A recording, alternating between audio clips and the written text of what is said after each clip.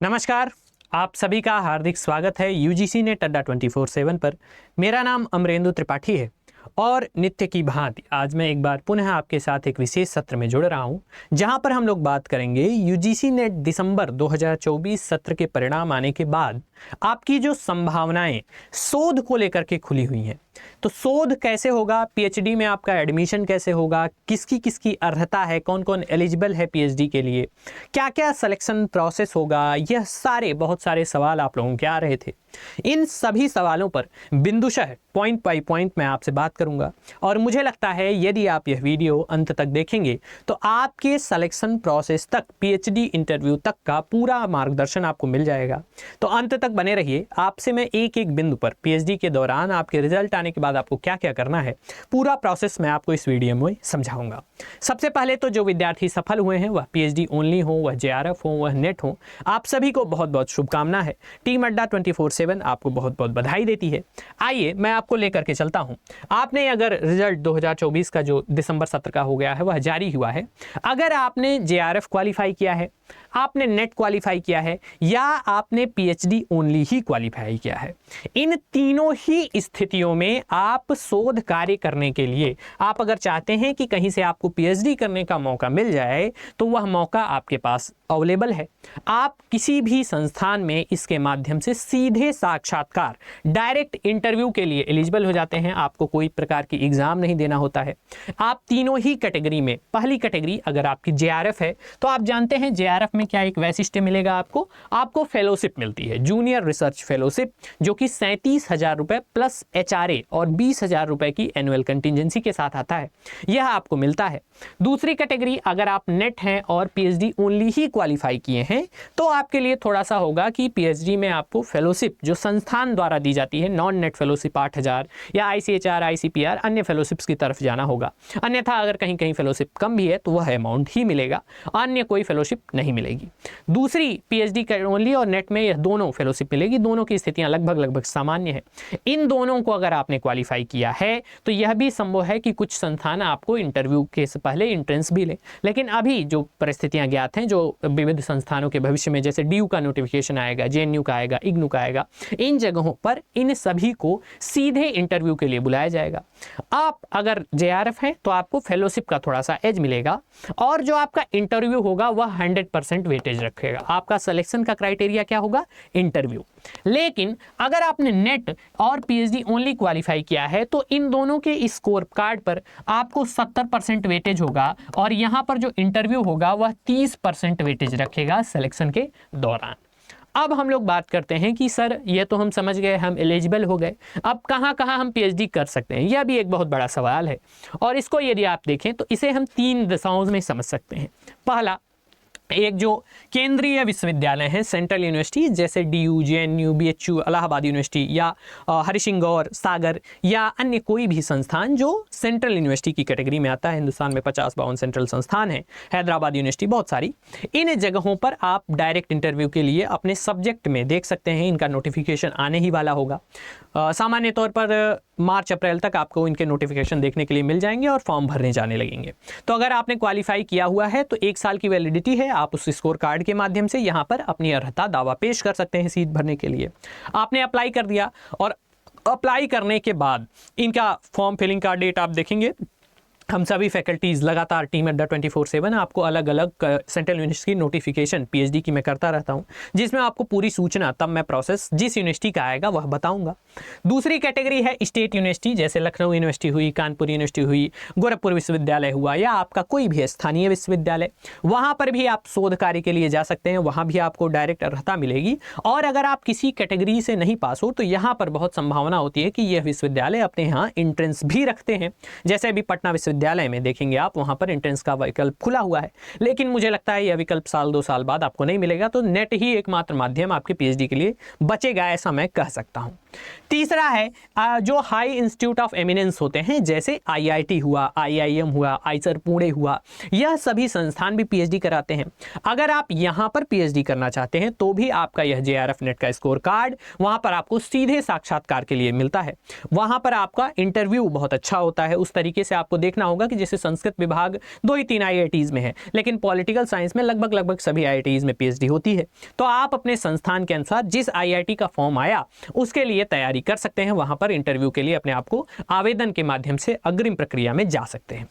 अब सर मान लीजिए आपको मैंने नोटिफिकेशन भी बता दिया, आपने फॉर्म भी भर दिया, आपने तय किया कि सर मैं डीयू में इंटरव्यू दूंगी, सपोज करिए, या जेएनयू में इंटरव्यू दूंगी। तो अब आगे क्या करना होगा? इसका सिलेक्शन प्रोसेस बेसिकली 2 बिंदुओं पर तय हो रहा होता है।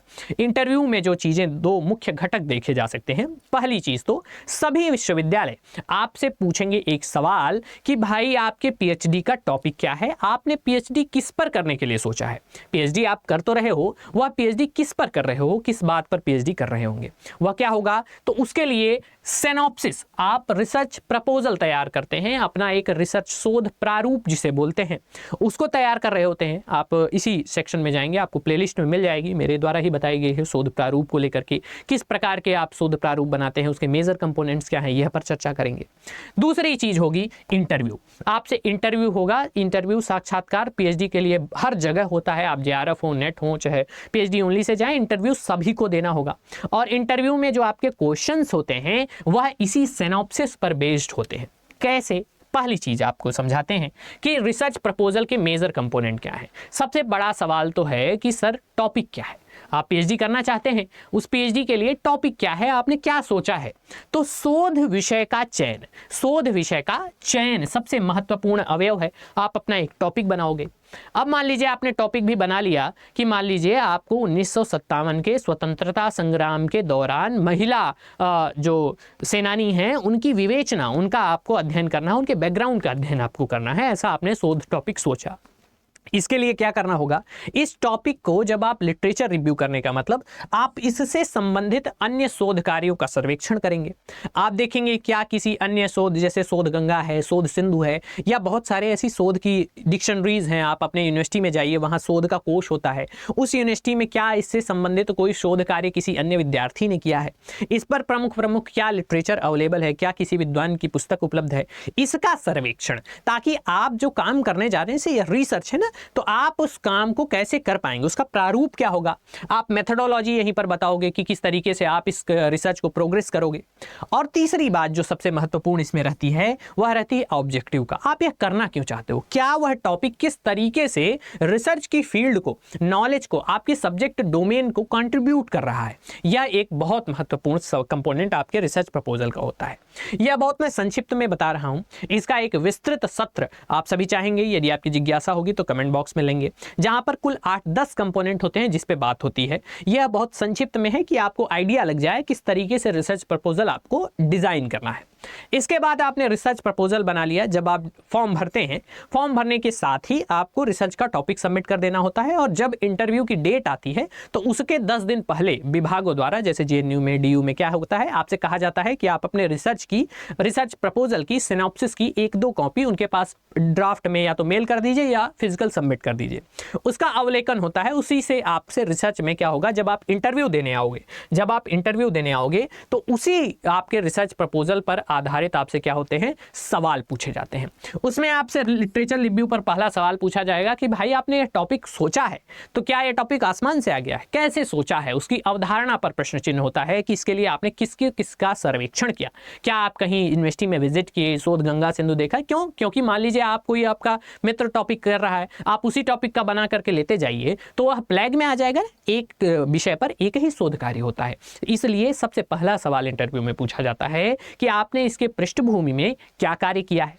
दूसरा आपसे पूछा जाएगा कि आपकी जो शोध समस्या है वह मुख्य रूप से क्या है। आप उसका रिसर्च प्रॉब्लम कहते हैं, रिसर्च क्वेश्चन कहा जाता है, इसी को हाइपोथेसिस बोलते हैं। इसमें आपसे पूछा जाएगा कि आपने जो टॉपिक लिया हुआ है उसमें समस्या क्या है, आप उस पर काम क्यों करना चाहते हो, आप उसका क्या काम है, वो क्यों करना चाहते हैं, उसका कुछ तो होगा कारण। और साथ ही साथ एक जुड़ा हुआ सवाल होता है, वह होता है ऑब्जेक्टिव का, कि आपका यह शोध, यह जो अभी मैंने कहा शोध पत्र, यह शोध कार्य किस तरीके से कॉन्ट्रीब्यूट कंट्रीब्यूट करेगा समाज में। रिसर्च का उद्देश्य होता है ज्ञानवर्धन, रिसर्च का उद्देश्य होता है किसी समस्या का समाधान। यह आपसे इंटरव्यू में पूछा ही पूछा जाता है। अगर आप इन सभी चरणों को सफलतापूर्वक पास कर लेते हैं, जैसा कि मैंने कहा, अगर आप JRF हैं तो आपका JRF में 100% वेटेज इंटरव्यू का होगा। और इंटरव्यू में सिलेक्शन प्रोसेस यहाँ पर जो मैं बात कर रहा हूँ, इंटरव्यू में कि अगर आप JRF से आते हो तो 30% वेटेज आपके रिसर्च प्रपोजल का होता है और 70% वेटेज आपके इंटरव्यू का होता है। ऐसा इंटरव्यू में अंडर कमेटी के दौरान होता है। जो आपको पेपर आप सबमिट करते हो, जो शोध पत्र पर 30% वेटेज, 70% आप मौखिक जो प्रश्नोत्तर होता है उस पर होता है। लेकिन अगर आप पूरे प्रोसेस में देखिए तो JRF है तो पूरा सिलेक्शन प्रोसेस किस पर डिपेंड करेगा, इसी पर डिपेंड करेगा, इसी सिलेक्शन प्रोसेस पर, इसी पर आपको 100% वेटेज है। अगर आप आगे चल करके देखेंगे कि नेट है या स्कोर कार्ड या PhD ओनली है तो 70% उसका स्कोर कार्ड कैलकुलेट होगा और 30% वेटेज इन दोनों प्रोसेस का होगा आपके दौरान। फिर आपने यह सभी बहुत अच्छा इंटरव्यू दे दिया। अगर आपने इंटरव्यू अच्छा दे दिया है तो फिर आपके लिए क्या मौका है, आपके लिए देखेंगे एक फाइनल लिस्ट आएगी जहां पर आपका नाम स्वर्णाक्षरों में लिखा होगा और उसके बाद आप फी पेमेंट करके अपनी सीट सुनिश्चित कर सकते हैं। उस विद्यालय में आप शोध छात्र के रूप में दर्ज हो सकते हैं और अपना इसके बाद की प्रक्रिया के लिए आप मेरे पुराने वीडियोज़ देख लेंगे जहाँ पर मैंने जिक्र किया हुआ है कि किस तरीके से रिसर्च वर्क का प्रोग्रेशन होता है। पहले कोर्स वर्क होता है, फिर रिसर्च हर 6 महीने पर प्रोग्रेस रिपोर्ट सबमिट होती है, फिर 3 साल और 2 साल की अन्य एक वीडियो है जिसका लिंक इसी वीडियो के डिस्क्रिप्शन में आपको उपलब्ध हो जाएगा, तो उसका भी आप सभी देख सकते हैं। इसके बाद भी यदि आपकी कोई जिज्ञासा है तो आप नीचे कमेंट बॉक्स में बता देंगे, जहां पर मैं आप सभी के कमेंट्स को देख करके रिस्पॉन्स कर दूंगा। अन्य किसी जिज्ञासा समाधान के लिए आप अड्डा 24/7 के संस्थान से भी संपर्क कर सकते हैं, जहां हमारे एक्सपर्ट्स आपको गाइड करेंगे। उसके लिए नीचे आपके डिस्क्रिप्शन बॉक्स में एक नंबर है जहां पर आप संपर्क कर लेंगे। और यदि आप संस्कृत विषय के शोधार्थी हैं और आपकी जिज्ञासा है कि सर मुझे आपसे गाइडेंस लेना है, तो आप मुझसे भी संवाद कर सकते हैं। उसके लिए आप मेरा मेल एड्रेस चेक कर सकते हैं, amrendu.tripathi@adda24/7 मेरा मेल है। मेरा Telegram channel Sanskrit by Amarendu Tripathi है। या प्रतिदिन शाम को 6 बजे संस्कृत पढ़ने के लिए आप मेरे साथ इसी चैनल पर उपस्थित हो सकते हैं। तो आप सभी को यह जानकारी अच्छी लगी होगी। इन्हीं शुभेच्छाओं के साथ सभी को बहुत बहुत धन्यवाद जुड़ने के लिए। सभी लोग इस सत्र को जरूर लाइक करेंगे, नीचे कमेंट करेंगे यदि आपकी किसी भी पॉइंट पर कोई आपको क्लियरिफिकेशन चाहिए, कोई अन्य वीडियो चाहिए संबंधित, जैसे इसकी डिमांड की गई तो मैंने बताया। ऐसे ही यदि आपके कोई सिलेक्शन इंटरव्यू को लेकर के या रिसर्च हाइपोथेसिस को लेकर के, टॉपिक को लेकर के कोई भी आपकी जिज्ञासा है तो आप उसको कमेंट बॉक्स में पिन कर दीजिएगा, मैं आपसे संवाद कर लूँगा। और चैनल को जरूर सब्सक्राइब कर लेना है ताकि आप नियमित तौर पर ऐसे ही अपने समाधानों के लिए समय पर जुड़ पाएँ। आप सभी जुड़े इसके लिए बहुत बहुत धन्यवाद। मिलते हैं अगले सत्र में, तब तक के लिए सर्वेभ्यो नमो नमः। नमः संस्कृताय। धन्यवाद।